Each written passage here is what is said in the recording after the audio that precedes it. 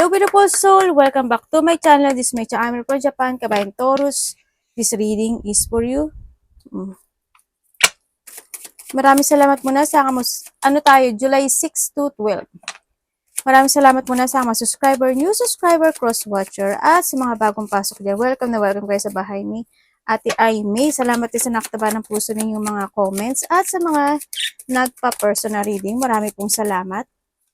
Kung gusto nyo na energy yun lang talaga, ang gusto nyo makuha natin, all the details para sa personal reading is in description below. Sa baba po ng video. This is general reading Taurus, kunin mo lang ang sayo at itapon ang hindi naman sayo. Maring vice versa. Energy mo, energy ng person mo, energy ng malap sa puso mo, nangyayari or mangyayari pala. Use your own intuition, lawakan natin isipan, energy reading tayo, ano man ang edad mo, ano man ang gender mo, ipasok mo yung sarili mo. Tatandaan nyo, kayo pa rin na makapagpapabago ng inyong buhay. I'm only the guidance. Meron tayong Taurus, Sagittarius, Capricorn, Virgo, and Aries. Uy, there's a luck ah. There's a luck. Mukhang nasa sayong mga kamay ang fulfillment and happiness, ang success. The answer is in yours, ano? Sa iba, sa inyo. Sa lahat ng aspeto ng buhay mo yan. May mga inaalala ka kasi sa nakita ko dito, no? May mga konting delay na magaganap o mangyari sa iyo. You need to commit dun sa bagay na yun, ano? If you want lang naman kasi it's up to you. Nasa iyo yun eh. Kasi nasa sayo kasi susi. Kung ano man yung idea na yan, kung ano man sitwasyon na yan, you need to commit. If you want to achieve, grab it. Ganon ang sinasabi. Pero the luck is in your side. Congrats. There's a chance or hope, no, Taurus, na magkakaroon ng pagwawagi or may mananalo either sa gambling or any situation into your life. Pero syempre, may mga dapat ka pa rin aksyonan to achieve it, no, sinasabi dito.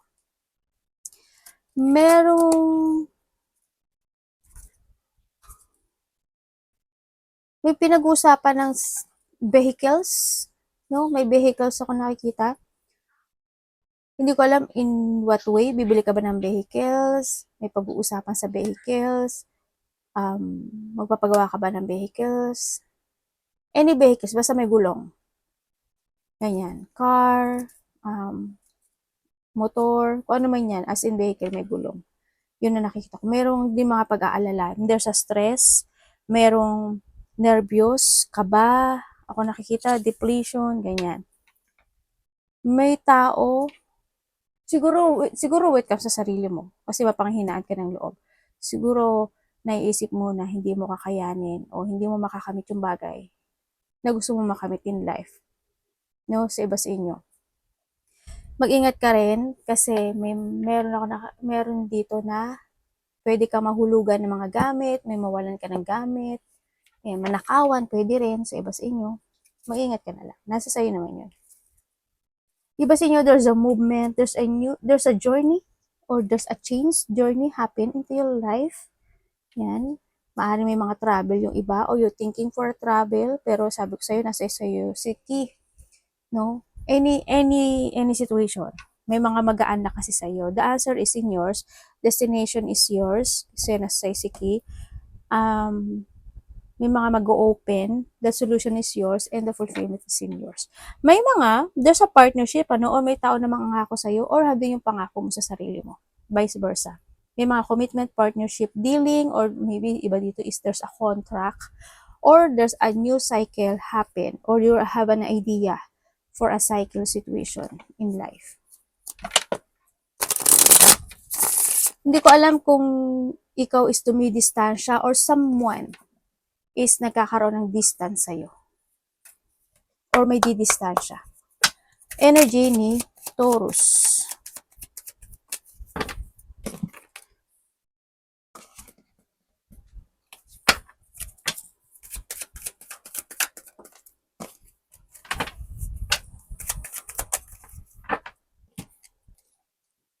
Uy, aray ko. Okay, ang energy na nakukuha ko sa'yo dito, strong energy na nakuha ko sa'yo. Andun yung pagiging mo, meron kang isang bagay na didesisyonan. May isang bagay ka na didesisyonan sa buhay mo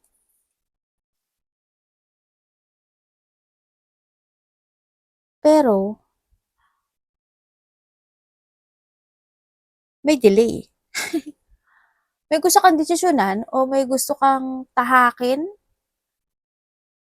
pero baka ma-delay siya. Sana wag, no? Kung ano yung idea na naisip mo na you want to make it real or reality ito, gawin mo. Sa nakikita ko dito. May movement kasi ako nakikita sa'yo. No? Huwag ka magpa-stagnant, kumbaga. Kung ano man itong sitwasyon mo, kung ano man yung layunin, kung ano man yung didesisyonan mo, mag-go ka dito. Don't delay. No? Baka iba sa inyo, may mga lakad kayo. Sa iba sa inyo, o kaya may mga imumove kayo, may mga decision making kayo na gagawin this time. Na paglalaanan nyo ng enerhiya o ng iyong lakas ng loob. Sa iba naman sa inyo is more on maturity. Ang nakita ko sa inyo dito. Mas more kayo magiging mature this time. May mga bagay na maaaring i-leave behind nyo. May mga bagay na i-release nyo na. And you living the past, kumbaga, sa iba sa inyo. Oo, in the past, nagkaroon ng mga broken promises, mga sad memory situation, naging hindi maganda in the past. Siguro this time is you want to move on na. Pero nasa sa'yo pa rin si Ki. Parating.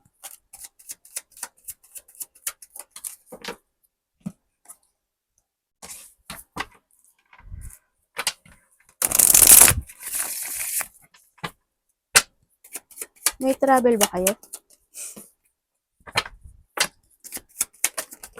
Uy, ano yan? Ay, pareho siya. Oh, temperance. Okay.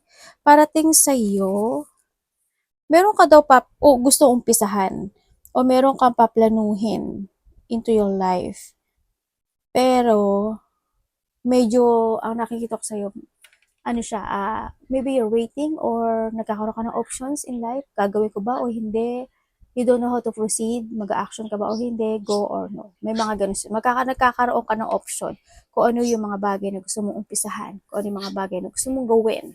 Kung ano yung mga bagay na gusto mong yung opportunity to, no?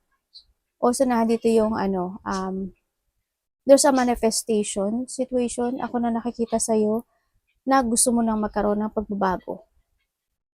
Pero sabi dito, syempre, finish the unfinished. If you want to change in life, mag-trust ka sa intuition mo, huwag ka lang maghintay, mag-action ka, be creative, and i-renew mo yung paniniwala mo.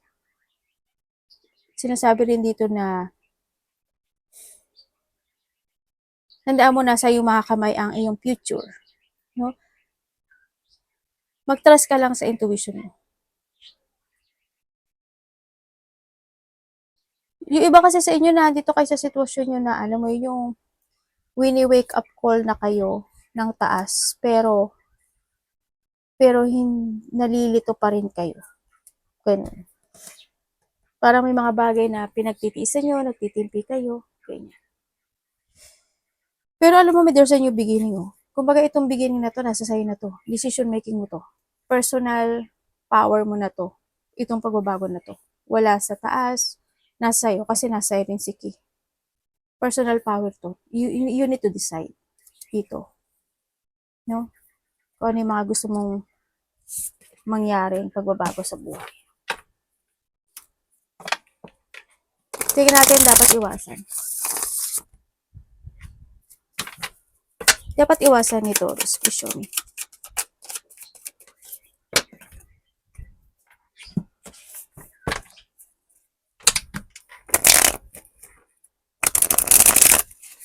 Galing nga, nakakonect dito.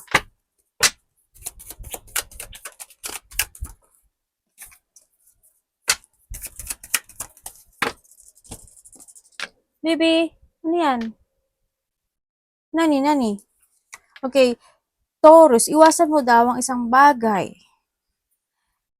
o isang sitwasyon sa buhay mo na pabago-bago ka ng isip. Iwasan mo daw yun. Iwasan mo din na malito or matakot sa pagbabago ng buhay mo. Iwasan mo magkaroon ka ng self-doubt in yourself. Iwasan mo na magkaroon ng mga delay or magkaroon ng thinking of indecision. Huwag ka daw matakot. Sinasabi dito, maiwasan mo yung matakot from the unknown situation, and then ma-stay put or ma-being held back ka. Iwasan mo yun, no? Iwasan mo rin na hindi mo mahalin yung sarili mo. And also, iwasan mo mag-think to a negativity or ma-drain, ma-empty, or ma-disconnected sa mga bagay na gusto mo nang tahakin in life. To a new you. Ganyan. Iwasan mong, iwasan mong, iwasan mo rin yung ano, alam mo yun yung minsan wala kang kibo, ganyan, iwasan mo rin yun. Iwasan mo yung ma-lack of discipline ka, ma-lack of control ka. Iwasan mo din yung mga, kung may mga selos-selos, iwasan mo rin yun. O may mga taong seloso, selosa, iwasan mo yun. Iwasan mo rin yung magpaabuso or abusuduhin yung sarili mo. And then also, iwasan mo yung ano yun, ma-overly competitive ka sa mga bagay-bagay o sitwasyon in life. Yung mga, yung mga naumpisa mo, hindi mo matatapos, iwasan mo yun. You need to end. Tapusin. Ang dapat tapusin. Love. Tingnan natin ang love ni Taurus. Love is sa lahat, kapatid, anak, magulang, karelasyon. Tsaka yung hindi makontento. Ganyan. Hindi naman sinasabi dito ni Card na makontento ka lang sa meron ngayon. Yung sinasabi dito, um, makontento ka sa bagay na ibinibigay sa'yo if there's a change happen into your life. Kumbaga, wag mong nang ipagpilitan yung mga bagay o sitwasyon na mismo si universe na ang gumagawa ng paraan to release you dun sa bagay na yun o sa sitwasyon na yun.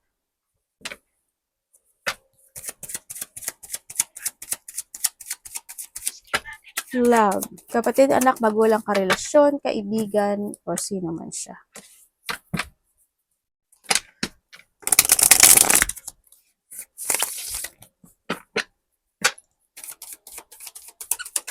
Sa love?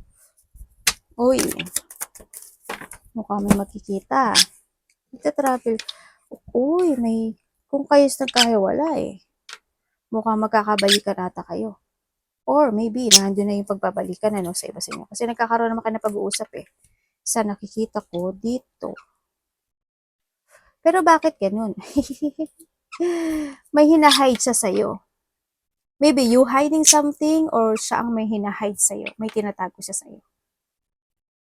Mag-trust ka sa intuition mo. Hindi ko alam kung may karelasyon siya or may pamilya siya. Or there's a third party sa iba sa inyo. Pero kung kayo is nagkahiwalay nitong taon ito, magkakaroon siya ng connection ulit sa'yo eh. Babalik siya. May pagbabalik. Kung kayo naman is single, may tao dito na makikilala nyo yung twin flame nyo. Dito. Sa iba naman na magkakarelasyon, andito naman yung happiness, maaring alam mo yung andun yung super tiwala ka dun sa person mo. Nandun ka sa sitwasyon mo na yun. Pero, ang nakikita ko sa kanya, maaaring may tinatago siya sa'yo or maaaring ikaw ang may tinatago. Vice versa. Maaaring iba dito is LDR,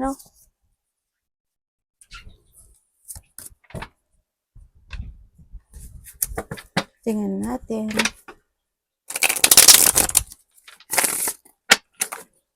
Taurus.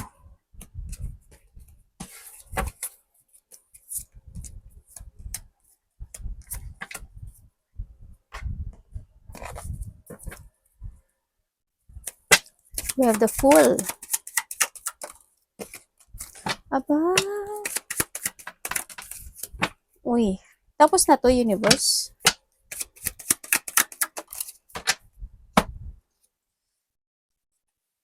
Okay. Okay. Meron ditong tao. Siguro nagkaroon ng new beginning in life, no?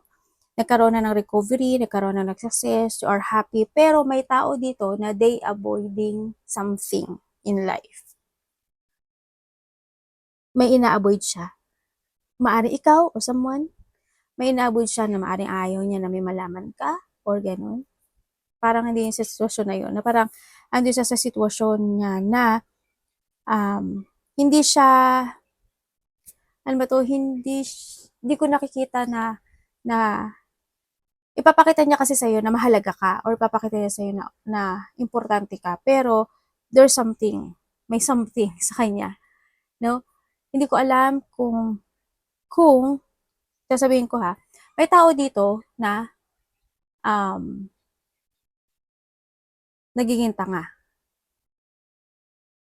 May tao dito na medyo, hindi ko alam kung matigas ang puso niya or yun yung hinahide niya sa'yo or yun yung ina-avoid niya para hindi mo makita na may mga mali siyang nagagawa or maybe this is you. Or maybe ikaw may mga mali kang nagagawa.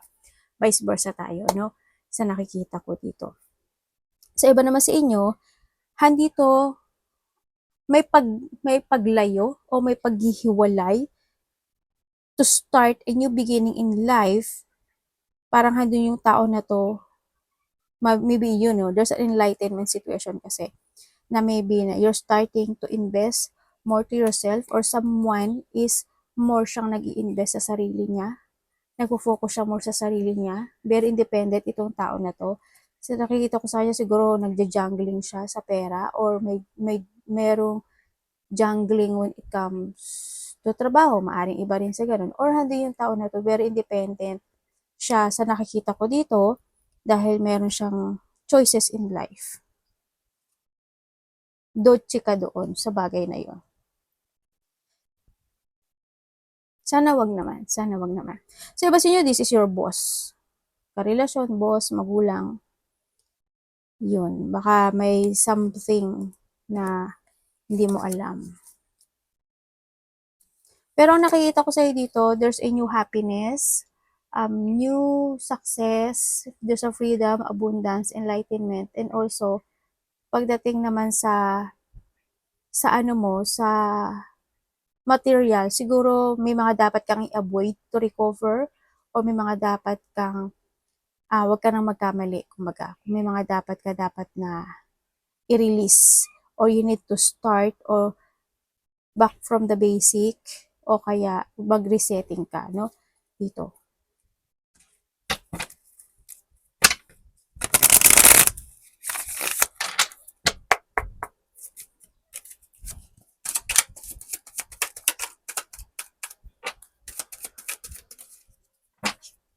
Ay, sabihin ko yung ano nito.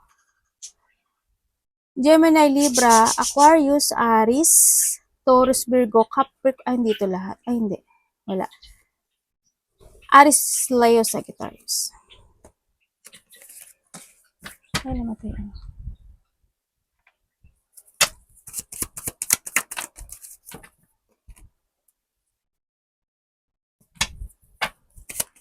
May tao dito na ano, may tao na parang hindi kanya pinahalagahan.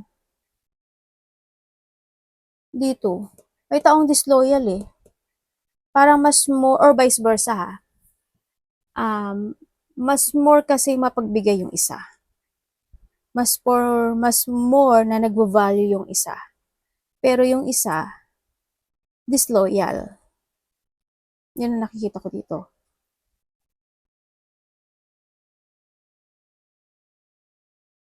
Nagkakaroon ng mga pag-a-isolate, may mga regret, failure, feeling lost, feeling down, or mga nagkakaroon ng depression, no? Try to make it balance itong bagay na to, kung ano mang sitwasyon mo, pera man ito, trabaho, or into your emotions. Huwag kang mag-think ng negativity. Siyempre, may mga bagay na may mga sitwasyon pa na maaaring hindi pa totally nag-heal, no? Dito sa sitwasyon mo. Kaya maaaring may mga lungkot pa sa iba sa inyo na dinaranas o daranasin. May mga lungkot na daranasin pa. Sana hindi kayo lahat. Sana hindi kayo yan.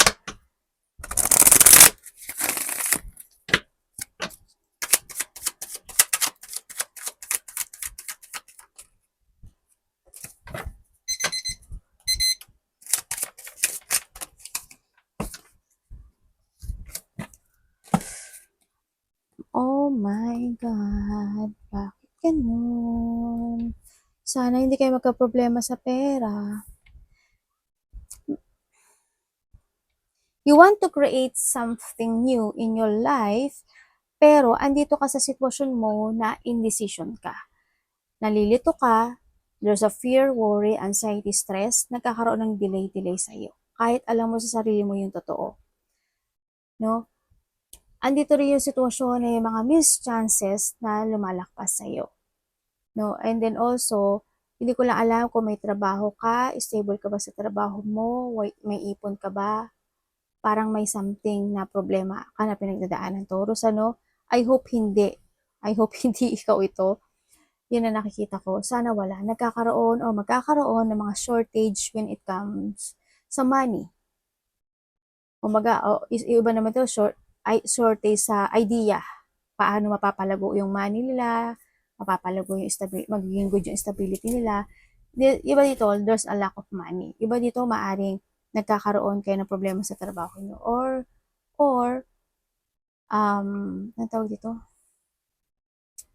Yung alam mo, yung sapat na sapat yung pera na meron kayo sa ngayon. May malalaman kayong katotohanan. Or maybe you receive something information, text message from someone, and then maaring doon, yun ang ika-stress nyo, or yun yung ika-worry nyo, yun yung sitwasyon na mangyaring negativity in life. May taong makasarili dito, no? May taong makasarili, saking, yun nakikita ko dito.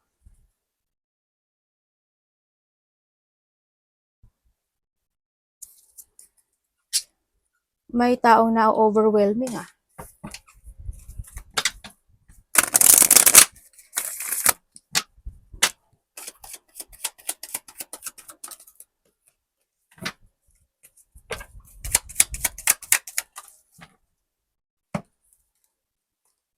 Okay, may biglaan daw magaganap o mangyayari sa'yo, Taurus. Maaring may biglang hihingi sa'yo ng tulong, makipag-usap related to a money, hihingi ng suporta, ganyan. May pagtulong. Or maaring ikaw ito sa kanya. No? And then, syempre, meron din daw na magkakaroon ng mga collaboration, may mga celebration, cooperation, creativity, o may mga pupuntahan ka na gathering, birthday, celebration, may mga ganon, pregnancy, marriage, or may mga taong aayain ka to go out, no? O kaya mag-chill-chill, ganyan. Yun ang nakikita ko. 2 to 3, 4 person, maaaring ganun sa iba sa inyo. Yun. And then, iba naman sa dito is may alaga ka bang aso?